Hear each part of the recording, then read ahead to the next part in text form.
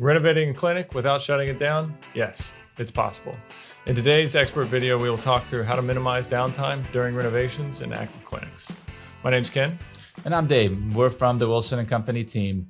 So renovating clinics, while they're saying operational, it always starts with clear communication. Clear communication with the project team, owners, landlord, the staff that's going to be staying and working there to make sure that they are fully aware of all the things that are going to be happening.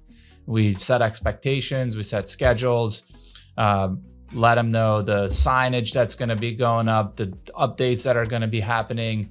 But really, everybody has to be on the same page, and it can't be stressed enough that clear communication could still lead to misunderstandings, but at least we've covered our tracks and we've done our best. Things that come second nature to us, some of the noise, some of the issues that we're just used to dealing with. We're coming in there and disrupting people's daily flow, their work routines, and what they're used to.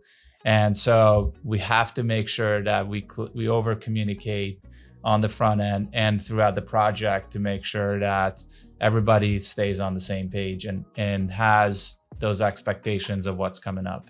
Yeah. I know we belabor it on here, but communication cannot be stressed enough, right? But once we set those expectations, once we talk through kind of how that's going to look, what's going to happen, right? I think next topic would be temporary partitions, right, and phasing of the project.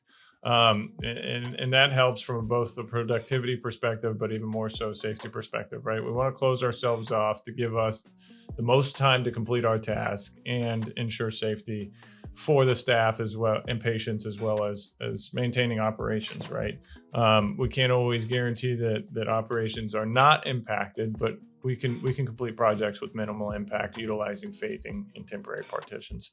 Now, I'll say there's 3 tiers to the temporary partitions, and I think the need will dictate which one, right? You can go as simple as plastic protections, right? Sectioning off, whether it be zip wall or whatever it may be, to section off areas using plastic, right? It's a heavy duty plastic. We usually use 6 mil, something along those lines. To something like the reuse zip guys that we had on the show. Exactly. Reuse zip.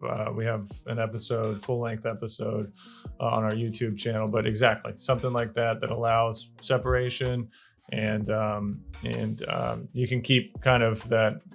It's not really helpful for noise, obviously, but dust and kind of visual, it certainly helps separation. Next would be, just a temporary partition, like 2x4, some OSB. Maybe we prime it, maybe we paint it. Adds it a little bit of another level to the rigidity of it, and also somewhat the sound mitigation aspect.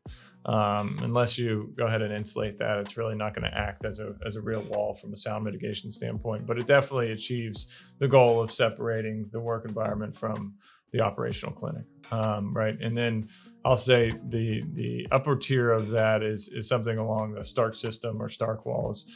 This is prefabricated panels that you can basically order and put together to whatever meets your need, right? And this is typically what you'll see when you go through an airport and you see construction taking place, or a hospital. They're great. They're great. And they do have more of that sound mitigation component. You can reuse them. You can kind of build whatever you need given the opening and what you have taking place. Yeah, and you hinted on the noise and the vibration that also comes along with having an open clinic remodel. Many times we're in multi-story facilities, Class A office buildings that were on the 5th floor. And now you still have to nail your shoot track into the ground. You still have to demo. You still gonna have screwdrivers that are constantly whirring through the space. So mitigating those noises and managing those disruptions goes back to the partitions and the communication of heavier noises, heavier sounds and vibrations. Maybe you keep those to off hours. When the building is less empty, there's just less disruption that's going to happen. But it is something that has to be accounted for. Nobody wants a jackhammer outside their office for the whole time that they're working there. we've seen, if you've experienced that, it's not fun, and especially if you're not used to it. But sometimes it is the necessity of bringing these projects to the completion. But mitigating those and managing through that goes back to what we talked about in the other 2 points. Yeah, absolutely. And completing the project is important, right? Continuing operations is important, right? But I would say of utmost importance is the life safety component, Mhm. right? Maintaining paths of egress, emergency access is just a non-negotiable, right? You have to ensure, and you have to lay it out in advance. And this comes back to the communication side of things, right? But you have to make sure that that phasing schedule doesn't keep them from any sort of emergency access or emergency egress, doors, exit ways, whatever it may be, right? And that if they have to travel through the construction site in order to exit, that it's done so in a safe manner, and whether that's providing overhead protection or whatever that is, it really needs to be thought through thoroughly, right? Because getting the project done is great, continuing operations is great, but the safety of folks involved is the most important.